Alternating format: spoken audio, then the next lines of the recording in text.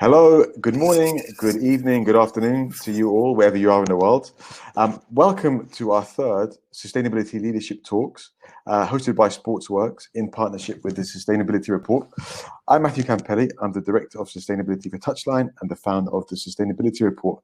And today, I'm really pleased to introduce one of the foremost voices in the sport and climate space, and a good friend of mine, Dr. Madeleine Orr. Maddie is the co-founder of the Sport Ecology Group. She's a researcher at the University of British Columbia, a Forbes 30 under 30, a Corporate Knights 30 under 30 in sustainability leadership. The list goes on. Maddie, it's great to have you with us. How are you today? I'm good. It's bright and early, I guess, early for Canada over here, but I'm good. I'm really excited for this conversation. I think it's an important one. Me too. Over the next 20 minutes or so, Maddie is going to be detailing the impact climate change is having on the sports industry. And she'll discuss her research looking more and exploring climate vulnerability in sport. Following Maddie's presentation, there'll be around another 20 or 25 minutes for an interactive discussion, so Q&A. So please ask as many questions as you want over the next 20 minutes or so, and we'll try and get through as many as we can in that time. If we don't manage to get through all the questions, we can share the questions that are unanswered with Maddie, and we'll find a way to answer those questions following the transmission. Without further ado, Maddie, the floor is yours. Thank you. So my research really focuses on how climate change is impacting the sport industry right now and what that is going to look like in the future. And so I'm hoping with this 20 minutes just to set up a little bit of the groundwork for understanding some of these processes that are happening in our climate and in our environment that are impacting the way we play sports, the way sport business works, the way we plan, the way we work with other industries, and so on and so forth. And I'm grateful for the opportunity to share this work. So I came to this work through a bit of a roundabout path. My undergrad studies were in international development, so spent a lot of time learning about sustainable development strategies. At the time, the Millennium Development Goals they've since become or rolled over into the SDGs.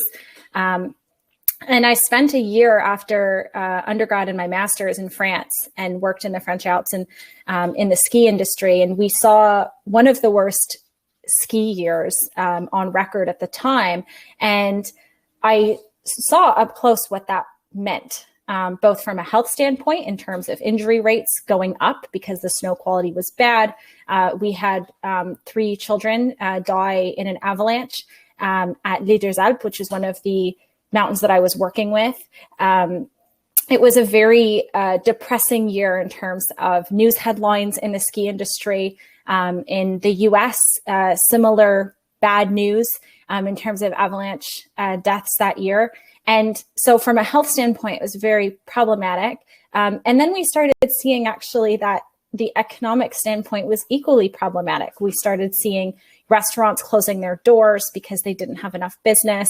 The tourism industry suffered as a result of the bad snow. People were canceling their trips, or they were coming for shorter periods of time and splitting their time between the mountains and the city as opposed to coming for, the full duration of their trip to the mountains. And so it lit a light bulb for me in terms of how bad the impacts of climate change and warming winters, and then subsequently I got into other issues, but how bad that can be for the sports industry. And so I came to the very radical notion that sport is impacted by the natural environment. And on the flip side, sport does impact the natural environment. And I was able to witness that firsthand in Rio in 2016, the amount of environmental destruction.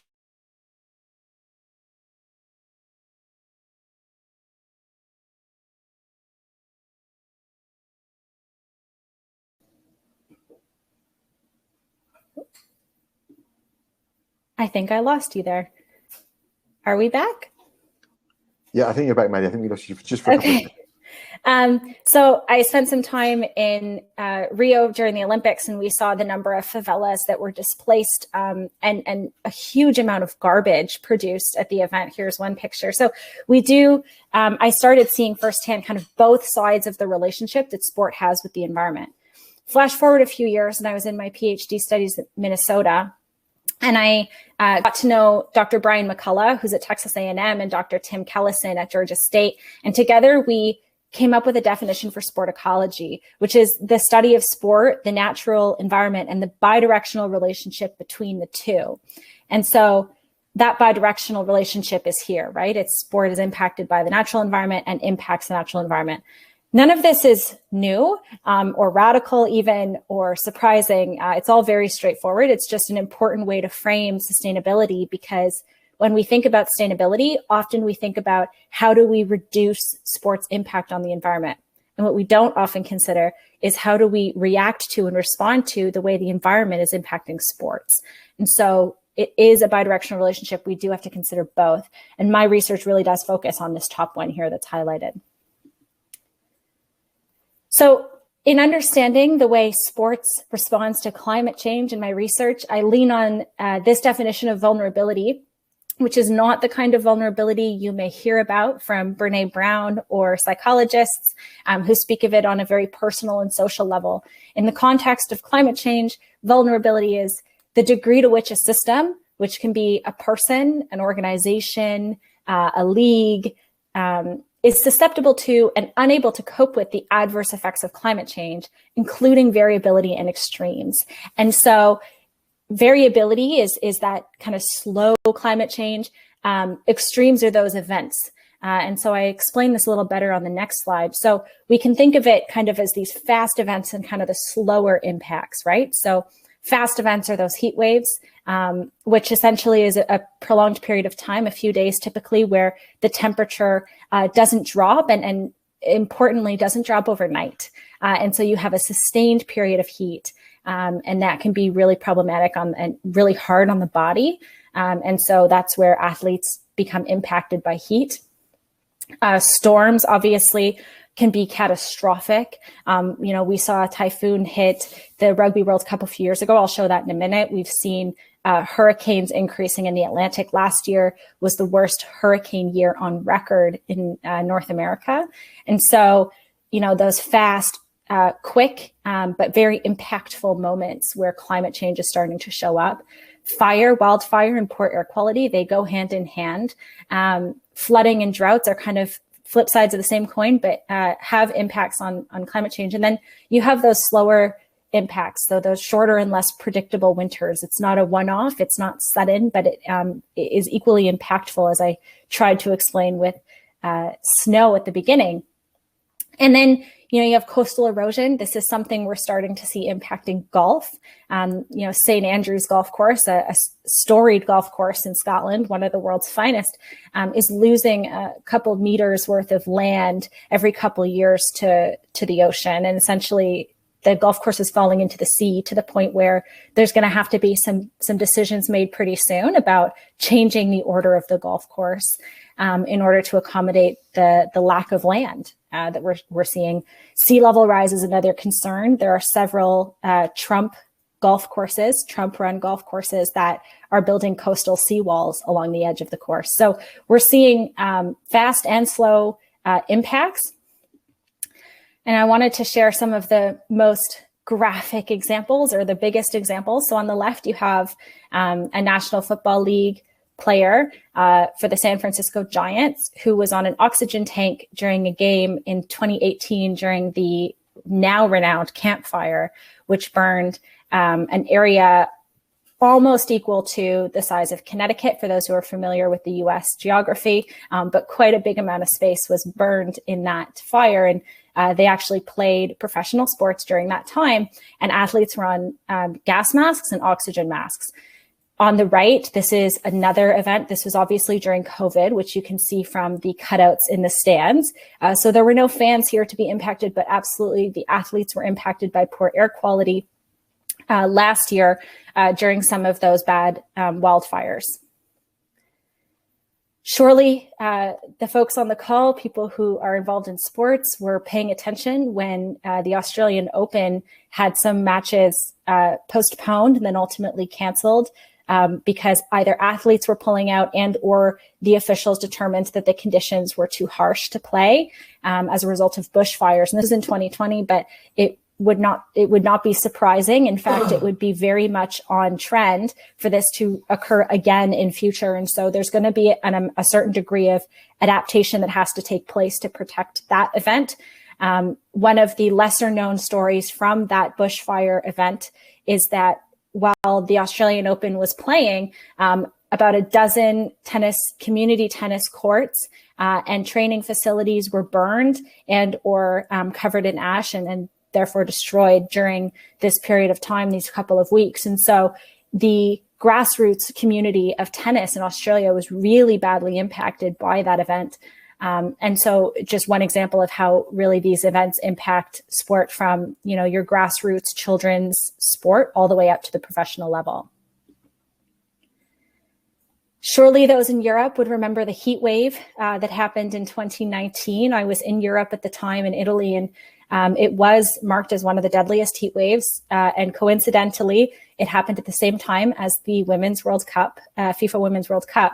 And there were a number of athletes, including athletes from warm places, like countries in Africa, who commented on the heat and were concerned. There were a number of issues as well with fans who experienced really bad heat. So heat is going to be something that comes up a lot for summer sports moving forward.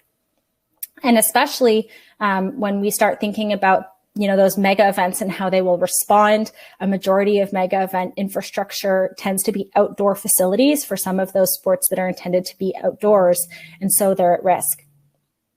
On the right, these are cricket players in Brisbane a few years ago during a test, and it was a really, really hot day. And this was just one example of athletes were just toweling themselves off with ice cold towels to compensate for the heat. But ultimately, there was a few athletes who chose not to play in that event. Storms are another one on the left. This is Rice University in Houston, Texas. They were hit by a hurricane a few years back, and as a consequence, their whole football field was covered in water for a period of several days, which impacted their game schedule, but also their training schedule. So that was a problem there. On the right, these are national team players who are trudging through knee-deep water, as you can see in one of the tunnels at one of the stadiums at the Rugby World Cup in Japan. And so the storms didn't really impact the event all that much, except that behind the scenes, there were damages like these that had to be addressed and presented an additional challenge for the athletes. Flood and droughts are very different in the way they present, but equally catastrophic when they do. So on the left, this is a facility at a university in the US, a basketball gym at a Division II school. And you can see that it's completely undulated as a result of flooding that came through. It was a flash flood, a river surge, essentially. And so this whole entire gym had to be rebuilt. It wasn't just the floor that was impacted. It was the whole foundation of the building. On the right, this is a golf course that was impacted by the droughts in the southwest of the United States. And this is something we're also starting to see across courses in Australia, New Zealand, and parts of Asia. So we are concerned about droughts in many parts of the world, and for other sports, including football, for example. So soccer in in Africa, this is going to be increasingly a concern. So the first step in understanding which of this battery of problems that your organization may face, the first step is understanding, what are you facing? What can you reasonably expect? The good news is the science is very clear and has been very accurate so far. So the first climate models of, what to expect in terms of impacts started coming out, that research in the 1970s, and it's improved and grown since to the point where we now can show maps like this that actually show, look, if you're in a certain region, you may expect one of these impacts as your kind of primary concern. Other maps from other parts of the world, so this is the European Environmental Agency, produces maps every couple of years that are updated with the latest information. So this information obviously changes over time, but it makes it clear what some of those concerns should be. And so It makes it easy on sports managers who may not be familiar with climate science, who are interested in understanding, what challenges might we face? How do we prepare? There are maps and resources for this. They are free and available online. And I think they do a pretty good job here of describing, here's what you might see. So in Central and Eastern Europe, for example, warm temperature extremes, decrease in summer precipitation. So that's where we start to see some of that drought concern.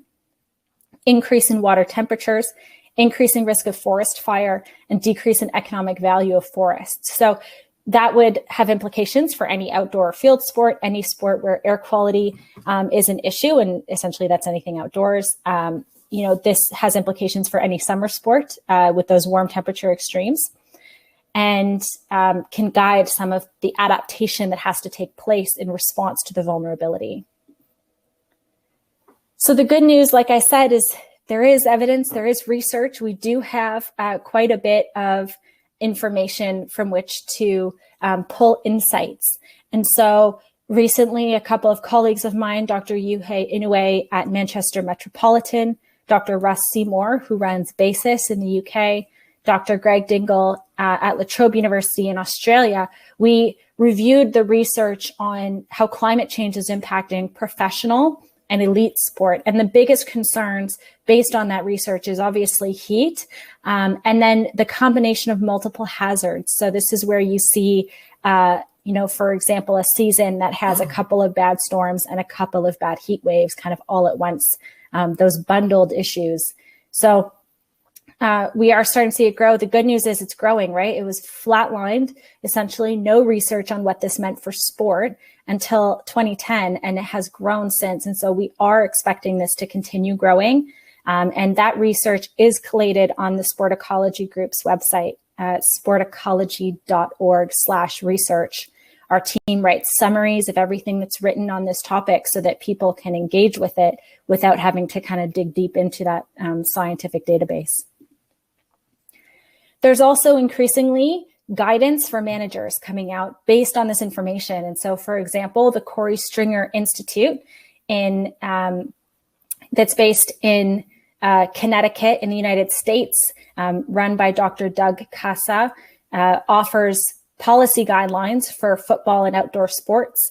And you can see here, one interesting point is, at every different level, there's a different guideline. So as heat gets worse, progressively worse, there's a different action and response that can occur. And what I like about this illustration is this table, is that it really does show that there's a variation of responses that can be applied, but that there is a limit to that, right? At a certain point, the response should be to cancel outdoor workouts. And so there's going to have to be a bit of awareness building among outdoor sports professionals, coaches, managers, to make sure that we are aware of what these risks are. We understand the thresholds and what the best practice is, and we can implement it quickly when heat waves occur.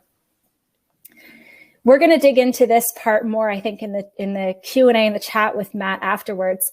But organizational climate capacity is the actions that an organization can take and the resources that can be collated and deployed in order to build resilience. Essentially, these are resilience building strategies.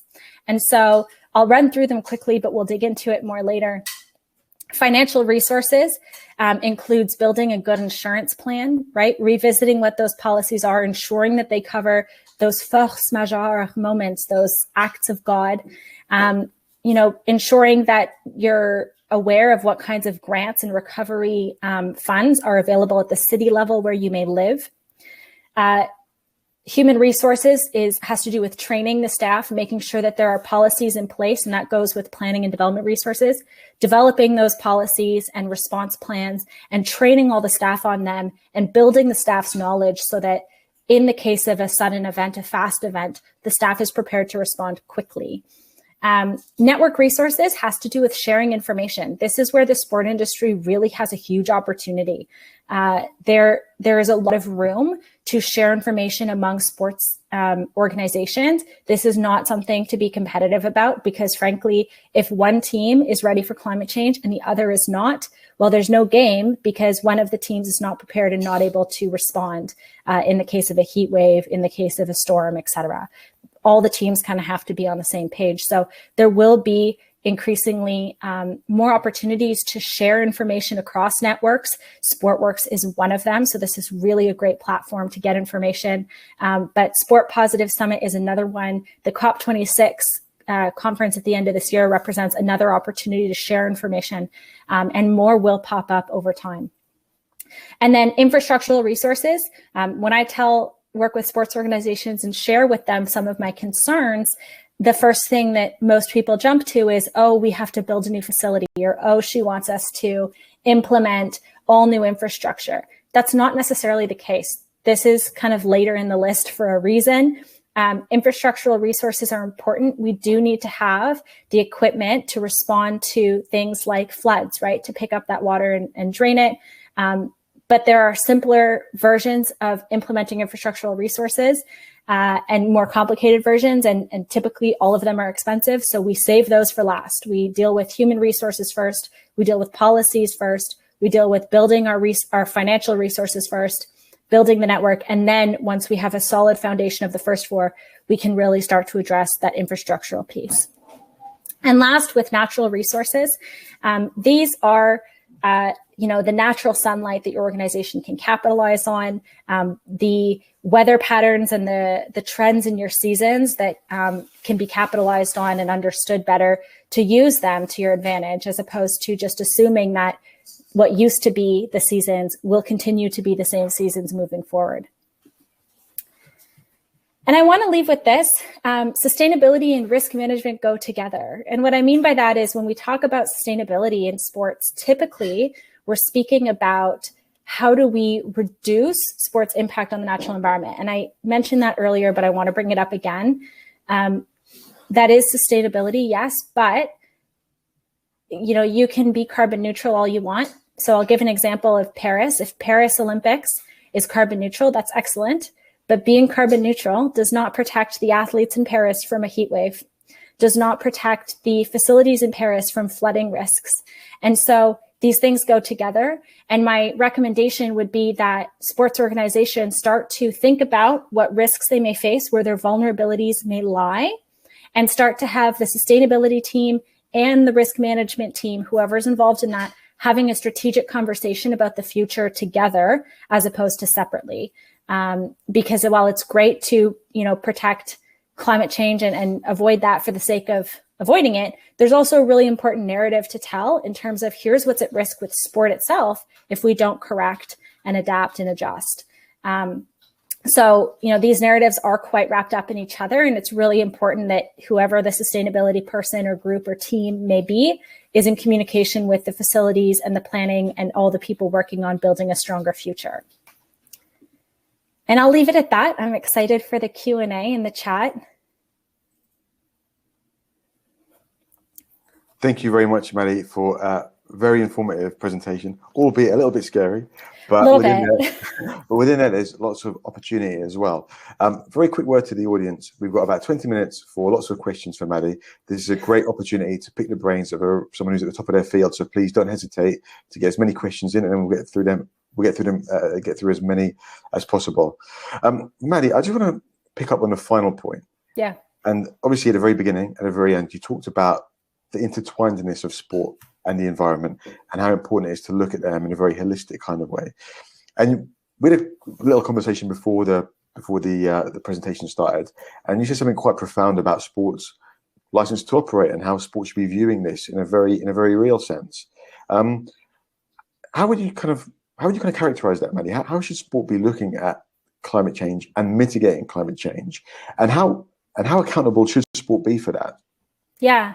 So, I started with in the description for this event, it says, what do we mean by the buzzword of sustainability? And so I'll start there with my answer. And the Brundtland report, which is the most commonly referenced definition, right, defines sustainability as meeting the needs of the present without compromising the ability of future generations to meet their needs.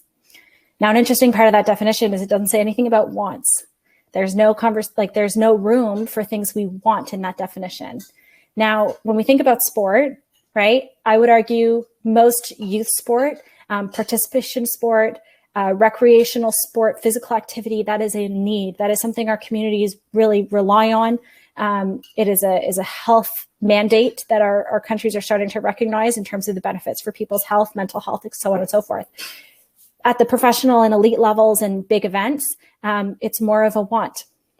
And so I think when it comes to establishing what the social contract is going to be moving forward, I don't think we get rid of anything that's a want. I think that's, not necessarily the case. I think the items in our society, the elements of our society that are wants, have to be held to a slightly higher standard for sustainability. And that means, we do have to aim for that carbon neutrality. We do have to see more Parises and carbon pledge arenas and less of the organizations that work really hard on zero waste and stop there. That's becoming a thing of the past, and that's great, but we need to see that really ambitious drive. And I think the real opportunity there is, how do we turn those wants, right? Those fancy facilities, that really ambitious marketing plan, those teams that have huge budgets, how do we turn that into a need, right? We've learned a lot in the past year about what, essential services are. Sport is not really one. How do we become one? And I think that's a really interesting opportunity, because all of a sudden we're having a conversation about, how do we use our athletes and our spokespeople for good? How do we engage with, and we're seeing this more and more, how do we engage with, voting processes? How do we become the resource distribution center in the case of an emergency? How do we become the emergency hospital site? And how do we plan that ahead so that it's not just happening in the moment as a last minute case scenario? So I think that there's so much opportunity in moving that elite and professional sport from something that's wanted to something that's needed. But we have to start thinking about it as more than just entertainment and elite sport, and more towards, how does this contribute in meaningful ways to advancing the SDGs and our social agenda that, our community collectively has agreed to. That segues pretty nicely into a question we got from Katrina, who talks about the climate pledge arena. Obviously, we're looking at arenas and sport, professional sport, having a public service element to them. And Katrina asks, how has the climate pledge arena in Seattle brought not only awareness, but also incited action towards the importance of sustainability in sport? Yeah, hi, Katrina. That's a great question. I think it's a really strong signal, and it's a signal that we need to hear more often. I love that it's happening in Seattle, because that was the birthplace of the green sports movement. So really relevant there. But I think, it has to be growing awareness on a number of levels. And I think there was a really big, boom right when it was announced, of conversation about this and attention and awareness. And because of COVID and a number of other things, that attention has waned. And so I'm really looking forward to COP26 and Sport Positive Summit and Green Sports Alliance and all the rest, reigniting that conversation several times over the year, because we do have to talk about Climate Pledge Arena. It is industry leading at the moment, not only in the sense that it's carbon neutral, but their local food is 75% of their food is sourced locally. That's excellent. They are connected to the local transit systems in the way that your ticket becomes a free transit ticket, I believe, on the day of the event. So it's industry leading in a number of ways. And I really hope that we get more of that signaling of, this is the expectation, this is the gold standard. And I want every team to be really working towards that aggressively in the years to come. So I think it was really important. I just don't think it's enough. I think we need more of that. We have a really fundamental question here from Danny, and this speaks to your what you're talking about with regards to winter sports and particularly skiers. And she's asking, as skiers are no longer able to train in the summer months in the same way, they have to adapt, they have to travel more, potentially increasing their carbon footprint. How do you think winter sports industry can adapt to take on this paradox? Yeah, that's a really hard question. I think we have to, so two things to keep in mind. The first one is, not every winter sport is being affected the same way, and not every site is being affected the same way. And so, there was a report just this morning that was released about snow coverage in the Alps and in Europe, and it shows decrease since 1971, more or less across all of Europe. We're seeing similar trends in North America. I think what's really key to understand there is that that's not a blanket statement. There are some high altitude mountains that do better. So I think we need to be thinking through, okay, if we know that certain mountains fare better, how do we ensure that we are able to accommodate for long periods of time multiple national teams and multiple elite athletes for prolonged periods? And if we know that it's going to be 5 or 6 mountains that have the capacity to do that, let's build that infrastructure now. Let's build that housing in and make sure that they're not just staying one-off at hotels or homestays, but that they have the capacity to be there long periods of time, because that's the only place that will be an option. And I think, is that going to increase carbon footprint, have more people traveling further to get to skiing? Yes. I am not convinced, to be totally transparent, I'm not convinced that, certain swaths of the ski industry are going to survive climate change to the end of the 2000s. So I guess to 2100 is the easier way to say that. I think we're going to see Quebec and Ontario lose their skiing in Canada. I think the Northeast in the USA is going to lose their skiing. I think the outsides, the lower altitude kind of sections of the Alps in Europe and some parts of the Baltic areas that currently have some skiing, I think a lot of that's going to go away. I think if we start planning right now to move athletes to places where it will be tenable long term, we stand a chance. But I think we have to talk about it right now. So I'm really glad that question came up. Question from Tatiana. Maddie, could you share one good best practice case study that could inspire sports leaders to take action? Ooh, yeah. So there's a few really good ones, actually. One of the big things that has been happening in North America anyway is that the building standards are slowly changing. So when you build a new facility, it has to be built to a certain smoke standard if you're in the West, certain flood standard if you're in the East. I think the MLB, Major League Baseball, has been really responding well to this. And what I mean by that is when they build or upgrade facilities, they've done a very good job of surpassing whatever the accepted standard is so that they become emergency shelters and they become those kind of distribution sites and staples in the communities that will survive long term. So I would point to the MLB as one organization that as a collective is responding really, really well, recognizing that because of the baseball season, they're most at risk because they have the crazy early season rain, the heat of the summer, and then wildfires and hurricanes at the end in the fall. So they face everything they run the whole gamut essentially of impacts, but they are responding well. One best practice I think would be having a climate plan. And I have to point to Tennis Australia, which has had for several years a heat policy that affects every level of tennis, all the way down to your 5-year-old tennis lessons, and then all the way up to the Australian Open. And that's been in place a number of years. It gets updated, I think, every other year. And that would be another one that I would suggest. Most organizations already have a lightning policy. It's not much of a stretch to change the name to a weather policy and to add a heat element. If you're in a place with air quality issues, add an air quality element to that. And there's best practice guidance to be found online. It's a quick Google search. Maddie, the next question for you is from Monyo, which is a research-based question. And Monyo is asking about, is there a need for more research around the change in atmospheric chemistry due to climate change and the impact that's having on the athlete's physical attributes? Yes. Yes.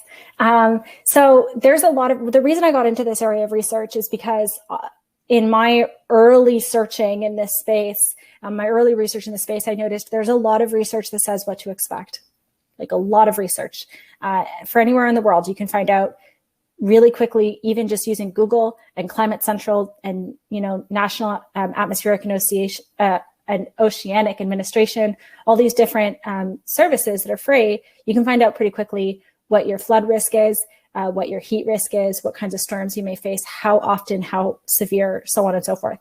We have that information. What we don't have is what does it mean for sports and how do we respond? And so I think those are the two big questions that have to drive the next 10 years of research in this space.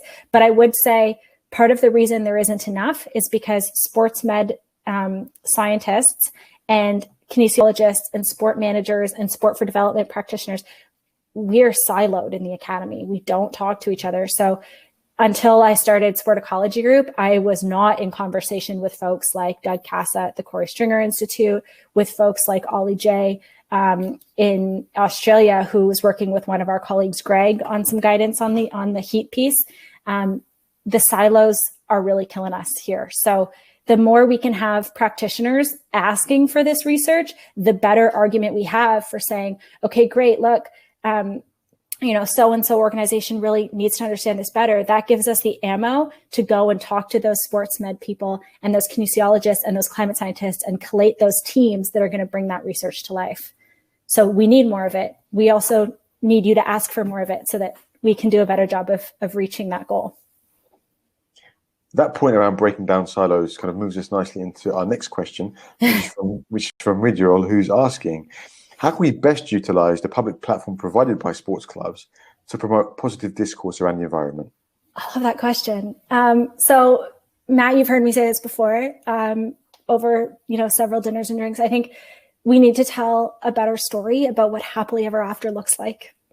We don't tell it. It doesn't exist, right? We hear about climate change and it's always doom and gloom. It's here's what you're going to lose. Here's what's at risk. I just did it for 20 minutes. I'm guilty of it too. What we don't talk about is here's how excellent our sports are going to be when we get this right. Here's how incredible the next round of record-breaking athletes are going to perform, how beautiful that's going to be to watch when we clean up the air in the communities they come from, when we protect them from those storms that are going to shut down their practices for 2 weeks. Like, here's what that looks like. And I think, find me one parent who doesn't want their kid growing up in a healthier world, right? That's a very easy sell when it's positively spun, and sports has the platform and the capacity to tell that story, and to, instead of playing a blame game with climate change, to start talking about, okay, look, climate change is real. It's not really at this point about whether or not you believe in it. It's just whether or not you understand it. And moving from that point, that agreement, if climate change is real, here's how we create a better future. And really positively spin that. And, there's going to be hiccups along the way. The you win some, you lose some narrative of sport plays well here, because it's not all going to be roses. It's going to be a hard fought battle to get to that point. But I think if we can sell people on a happily ever after, we galvanize their support. And that's what we do consistently in sports. We say, look, we're going to put athletes on the podium. And that's how we get support for our national teams. We say, we're going to win the World Cup.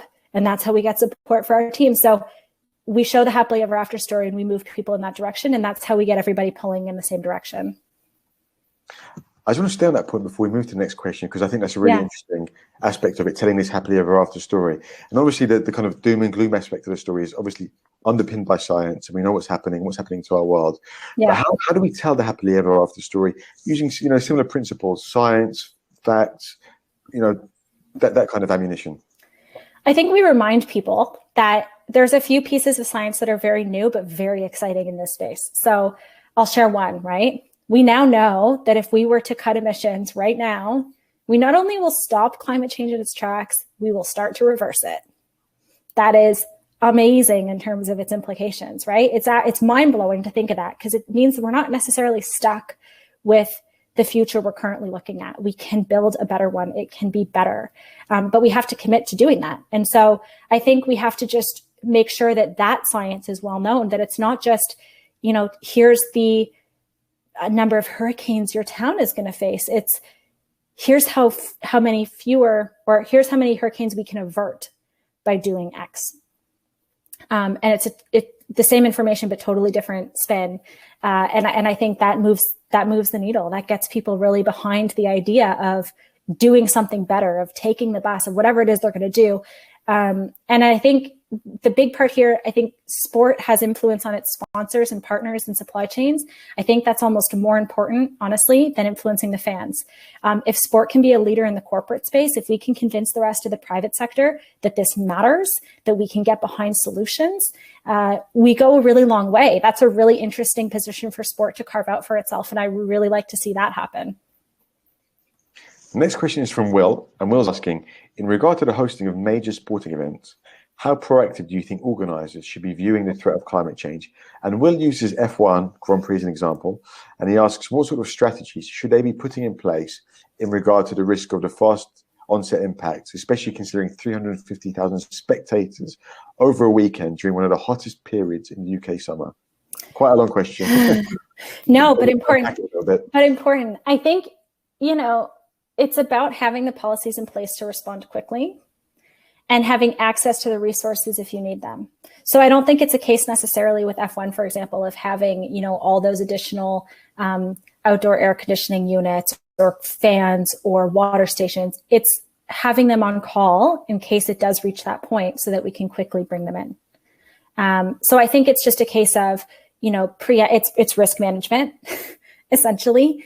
With the case of F1, I think it's really important to remember that the temperature inside that car is really hot already, let alone what's happening outside. So with the athletes, I think we really need to be careful to not let their temperature get too high. It will, but to not let it get too high to the point that it could be honestly catastrophic in terms of the consequences. So I think there's different strategies for different segments of people. The people working in the pits, the people working on the track, they need to have access to water. Always. They need to have access to cooling towels, always. Those are very simple things. Also, by the way, great sponsorship opportunity. I'm sure there's a reusable water bottle company that would love to do that for you.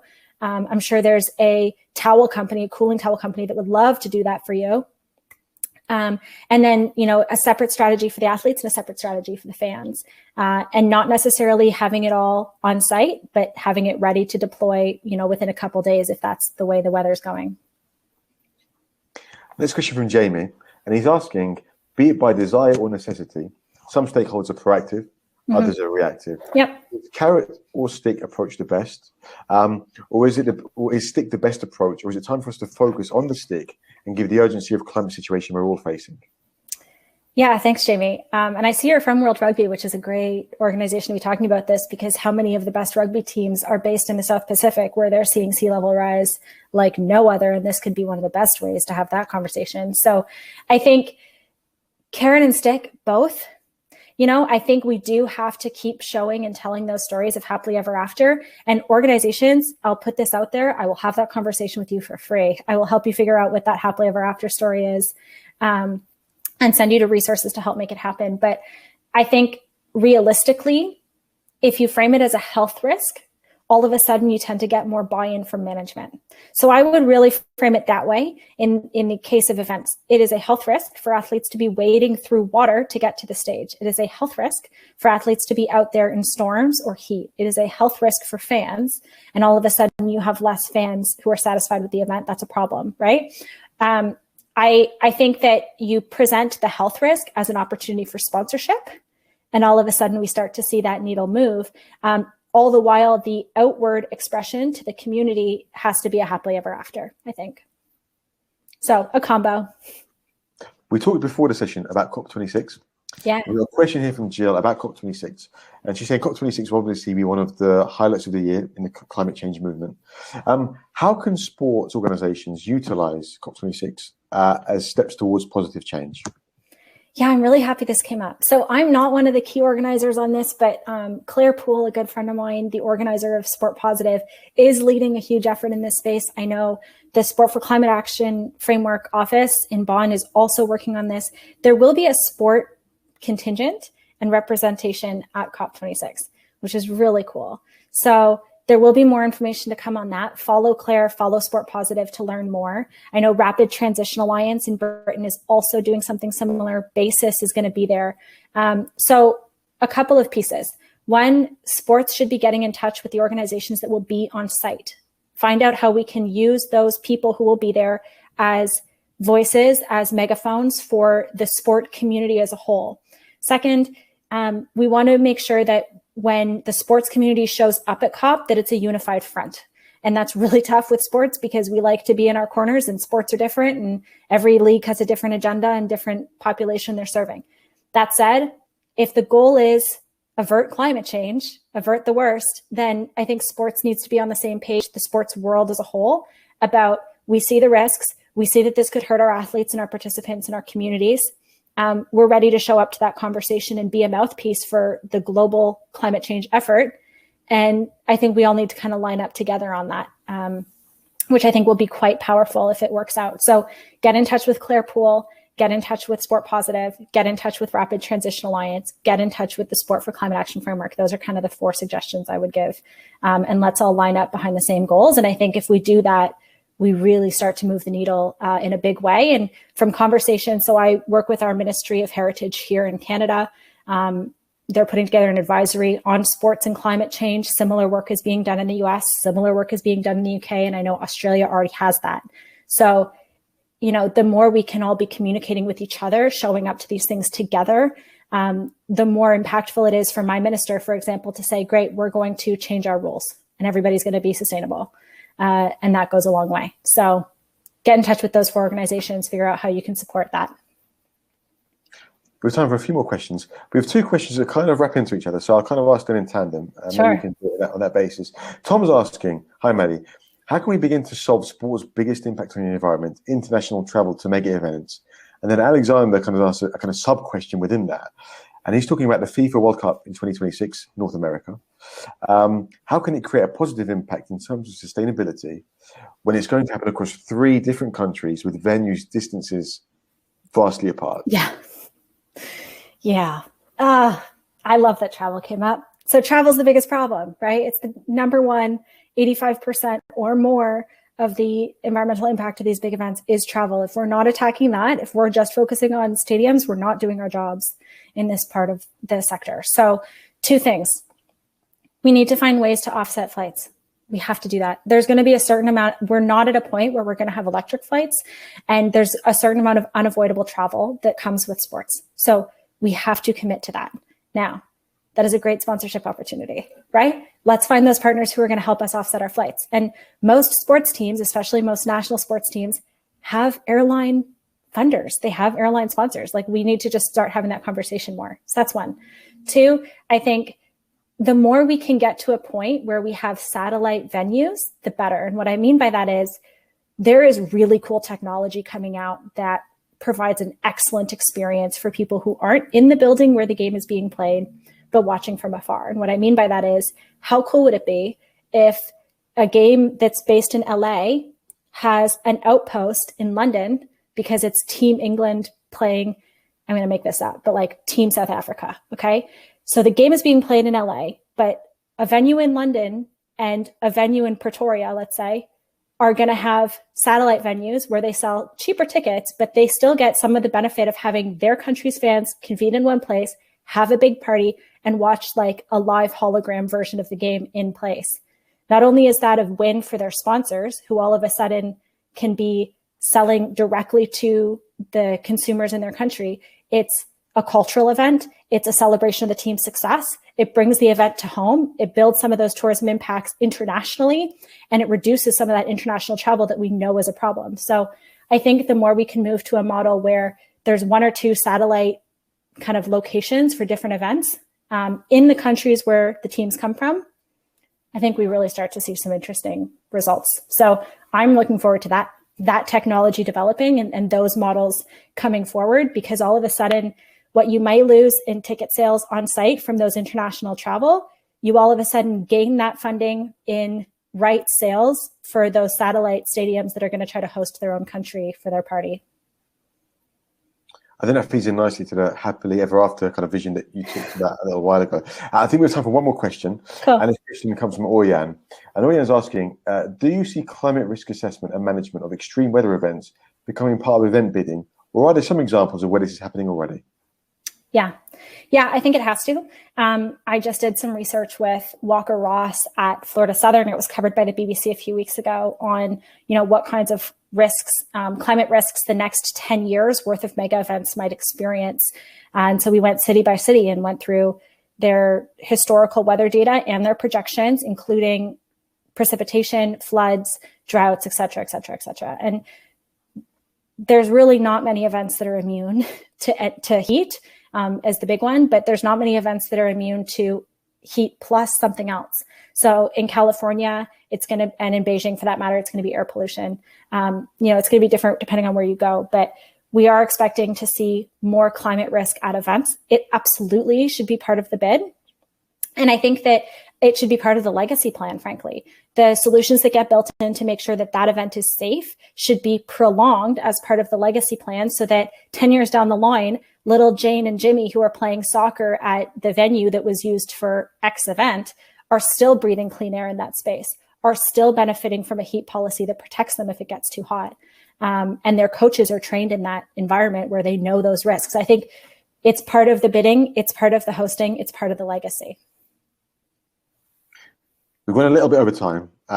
Thank you to everyone for all your wonderful questions. For the questions we haven't answered, I'll make sure to pass them on to Maddie, and we'll try and find some way of answering them in the coming days and weeks.